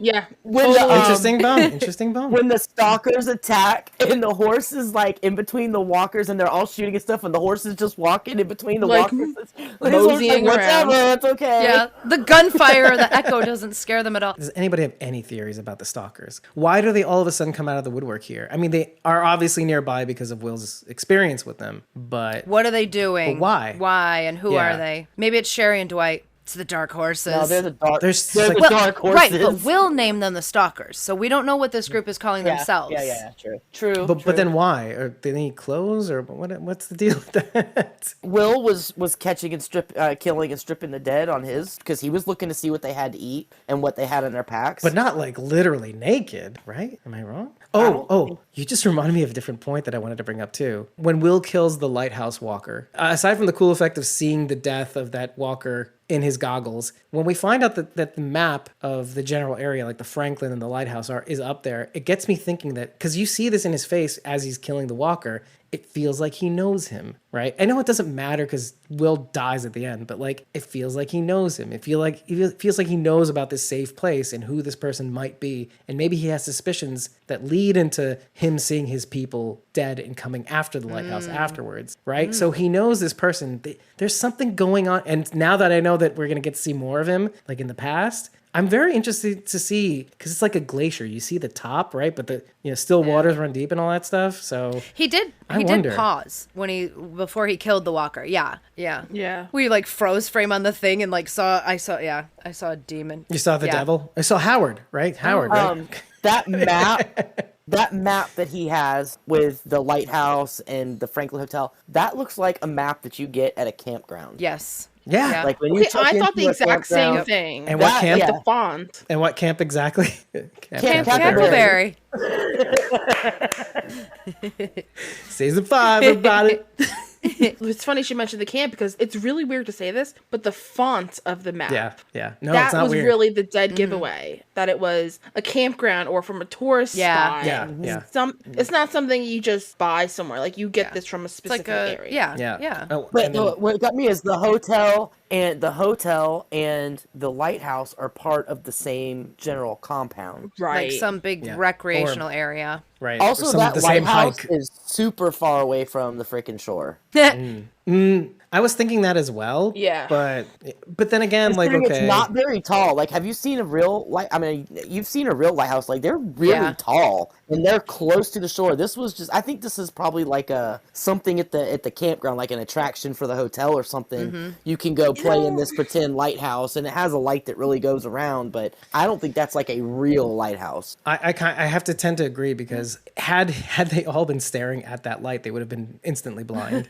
That's how a real lighthouse works, but not this one. So something to think Yeah. about. I live at the beach, so I see lighthouses all the time. So this was definitely not a real lighthouse. It kind of reminded me of, like, you know, like in forests and everything, you have those fire towers. This is what it kind of, like a mixture of both. I don't know if there's like a hybrid thing or what, but it reminded me of that, not so much as like a lighthouse is what you see normally, like by a beach or something. Well, it could be one of those like fort lighthouses or something like that. You know, it's like, okay, this is generally the beacon to the thing to the, like, I don't know, Yeah. it's something military related or something like that. So if people need to wear masks because of the toxic air, why don't the horses? You know what? I thought about this, and as much as people have a bone to pick with that, I wonder, like, is there a mask big enough for a horse? No. I've seen. I mean, they did yeah. make them Yep. in like World War II. They made them for Yep. horses. Yeah, World I've War I seen and 'em. World War II. They made gas masks for horses. But then, and also the The radiation accessibility of gas masks for horses. is just slim. Where do you find them? you Right, know? and they're then in also Texas. protecting their whole. So, so the thing is like you can pick a huge bone with that, and whatever, it sucks because this is the nuclear fallout, and the only mode of transportation is horses. But like, first of all, you're gonna get a horse into a hazmat suit. You know, Just a that's mask. got to be a chore, even if they do make it. But then the radiation gets their body and they die anyway. So it's kind of like you might as well let them ride out in grace. You know, like. Right, because there's no other choice. Again, that's why I said small bone. Doesn't even but matter. We've been thinking about this since the promo photos where we see Rufus out in the wild. It's like, Yeah. okay, you try getting a dog in a hazmat suit. It's not going to work. They're going to piss and shit themselves while they're in the suit. You have to clean that up. It's like, he's on his last years anyway. So, no, he looked really old on the show in season 6. He So did. it's kind of like, let's just let sleeping dogs lie. I didn't think Rufus looked that old. No, he looked like he was like 10. When he was in the driver's passenger seat, when Morgan was talking to him, he was like, "Oh, look, I'm Yeah. talking to him." Boom, and then Yeah. he gets hit by the car. I'm like, "Oh, he looks super old, Rufus." I was shocked that he survived it. I was so too. Also, Small to medium sized bone. In the lighthouse. oh, checks his pants. What? Spread 'em. That's where this show's going. All night. I mean, All night. I kind of started it in the early hours of the night anyway. No, but when they were in the lighthouse, when they were about to, when he started pouring like the diesel fuel, he's like, "Oh, it's got a 1 in a million chance for it to start." And then of course another trope, boom, it starts. Like Right away. Right Come away, on. too. Which Right of away. course gets me to think of how that is even possible. And of course, diesel fuel does last a lot longer than regular fuel. Wait, it gets worse.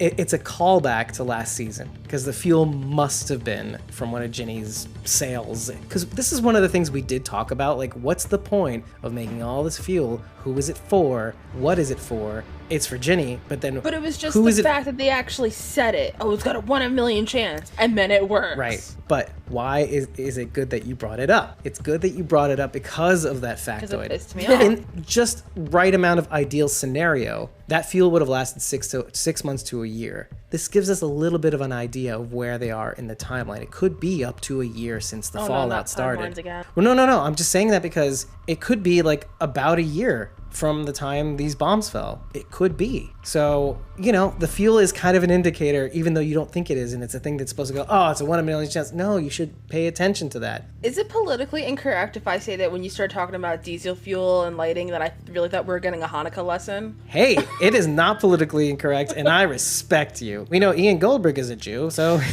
And we really know that they brought in some really high Kabbalistic concepts in Ner Use your Tamid. words. You know, so I mean, you never know where the narrative is going to come from. So maybe the miracle of Hanukkah. I mean, we talked about like the Alamo, and we talked about like Randy went into like a 200-year history lesson, Yeah, which was rad. right. We're talking about Judaism and everything, so it's possible. Yeah, and you were there for that. Yeah, it was great. Maybe that tells us we're in around December, November, Yeah. because that's when somewhere where Hanukkah happens. Christmas. Lunar calendar. It's kind of funny just to think about now. If you watch the episode from end to beginning, we end up at the Franklin all over again, right? Because why do I say this? Because the first shot is of the billboard leading up to the Franklin. I was like looking at this last night. I'm like, what is this? Was it leave your cares behind? You didn't even see the cares part. Leave your behind. That's all you got to see. Leave your behind. Fitting. So, I say this because he's not that far away from the Franklin, which gets me to think Will is sus. And so there's more to Will than we're allowed to see in this episode. You had an issue when I said yeet, but you can say sus, and that's okay. Yeah, because people say Okay. yeet. It sounds like wheat, and then I get confused. You I old don't know timer. what heat is. I was being totally serious. Okay, but Rachel's So when younger. when you yeet so- someone, you toss. Just I to know this. throw Like, them? Strand. Let's put it this way. He yeeted him off the roof. Yeeted off the roof. Yeah, Strand yeeted Will off the So roof. Okay. Here's When an you example. throw something- when I go to a hotel room, I yeet myself onto the bed, starfish style. Okay. When you throw Throw Throw something it. with gusto. with gusto. Yes. Gusto. Yes. I said that last thing only because, again, this is more signs to there must be something more to Alicia, right? But there also must be something way more to Will. And so I hope we get to see more of that, I think. And I think we will. I think we are in the middle of this story, and then we are going to flip back to how everybody else is doing. And by the time we get to the mid-season, we might be in the same spot we're at now. I guess we'll have to see. Oh, one thing to note, in the future, one of the episodes is directed by Alicia Dedman McCary, so we're going to see some interesting shit. I am so excited. Unfortunately, we're not going to get to see Alicia until the end of this mid-season. So What? near the end, I think Well- it's episode 6 or 7. All that says is that it's about Alicia. That doesn't mean we're not going to see her before then. She could appear in any of these episodes for any reason. The episode synopsis just says Alicia goes looking for help for her people or something like that, but that doesn't mean she's not going to be in any of the others. Because I heard she's appearing next episode. Oh, really? Yeah, because like I was saying, how Will is scheduled to appear next episode, and it's saying that she's not listed as credit only. Oh, okay. That's interesting. Oh, well, I guess we'll have to see in the Maybe next we'll one. get to see a little bit of what their relationship was all about. And maybe it's completely not what he made it seem to be. If you like what you heard, head to ratethispodcast.com/Squawking Dead. What are you doing? Why are you wasting your life? 5 stars and next is all you need to know. All we need to know that you love us. But if you want to do more, you can. Let us know what we got right. Let us know what we got wrong. And rate us after every episode. It really, really matters.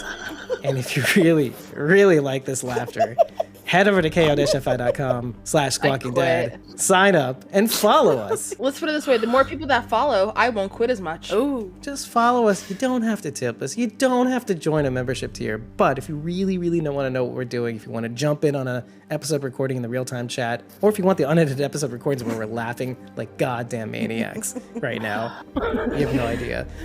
Well, you would if you followed us, but if you tipped us, you get 30 days of access to those unedited recordings. You get access to these live sessions where we get to record with you, and a whole bunch of other perks. But after 30 days, if you decide you want to get a little more money for your honey, or honey for your money, you can join a membership tier for as little as $1 a month. I've been your host, David Cameo. I was joined by Cosmom Zerodine, Rachel Burt, Charity, aka Blazy Gardner, and Meg the Geek. Meg the Geek. Let's just keep going. Meg the Geek. And then it ends off with a Oh God.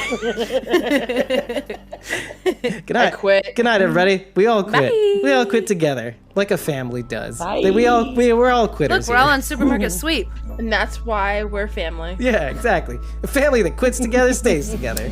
Whoop, whoop. But they quit, so they're just worthless. Good night. Bye. Bye. Have a good day.